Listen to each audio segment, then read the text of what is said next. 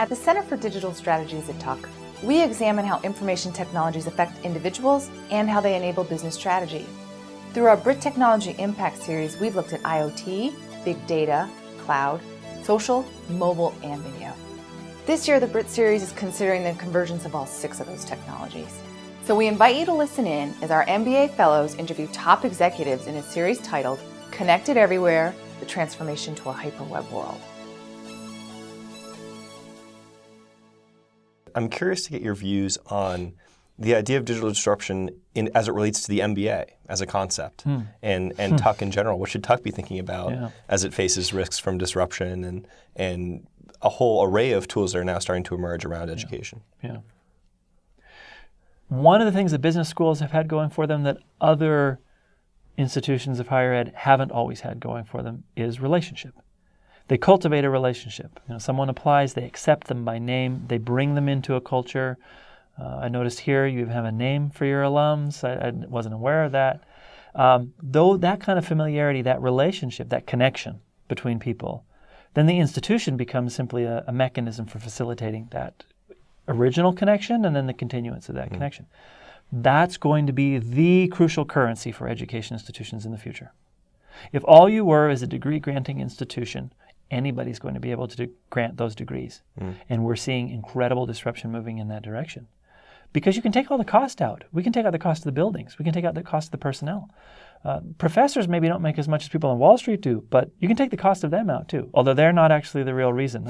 No editorializing here, but it's the administrative burden that actually carries most of the cost in addition to the property of these institutions. Well, someone can say, I can just disintermediate all that, take it all right out, and then I'll be able to just serve people the diploma that they want. And for people who only want a diploma, good. That's the way it should be. We should have a more efficient market for that kind of person. But for someone who wants a connection, a relationship, a foundation, LinkedIn can't replace that. So you're in a much stronger position as a result. So if I were Tuck, I'd be looking at how do we extend the digital tendrils of that experience? How do we make sure that long before you apply to school, we already know you by name and you are already getting a taste of what that relationship might be like.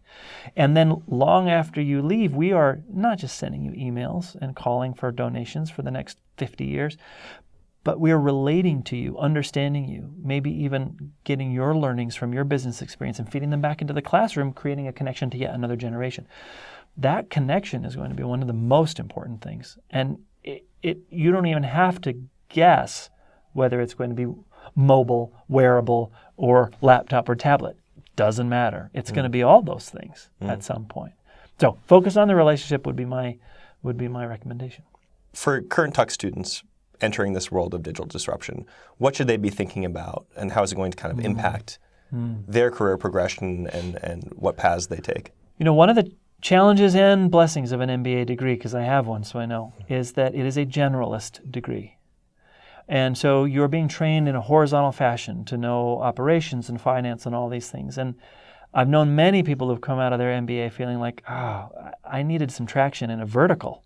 I needed to know how that vertical operates because I'm going to spend the rest of my career in healthcare or in whatever the vertical might be.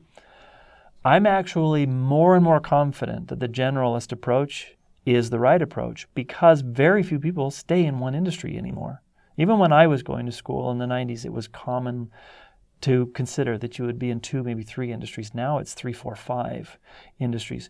So what you need are generalizable skills. And innovation and the ability to think like a digital disruptor is going to be one of the most useful generalizable skills that you will apply regardless of industry. And if you walk in and you say, I'm new to this industry, I've covered 4 industries in my career at Forrester. Several of them I knew nothing about before I was asked to cover them. I took one look and I said, I have some generalizable skills here. In particular, I know how to look at what technology does to a business. Yeah, I'll cover automotive. And I went in, and within a couple of months, the Wall Street Journal wanted to quote me about automotive. Not because I was an expert at cars, although I had to learn a lot about cars, but because I was someone who had that ability to see what disruptive innovation could do.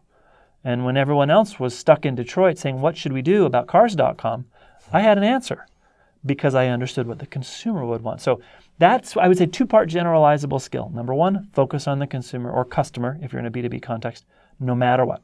That's job one. That's generalizable. It applies in every industry. And more people should be able to do that than can currently. And then number two, be looking for technological shortcuts, ways to give that customer what they want faster than before, cheaper than before, and in a way that allows you to constantly refine and test and evaluate as you go. Those are generalizable skills, whether you're trying to build a chain of yoga schools or whether you're trying to test drugs for pharmaceutical companies, which I've written case studies on that too. So it's still worth it. Just make sure you get that out of your MBA. Great. So I think that about wraps up our time. Again, speaking with James McQuivey, Forrester Research and author of Digital Disruption. James, thank you so much for your time. Thank you. Good luck.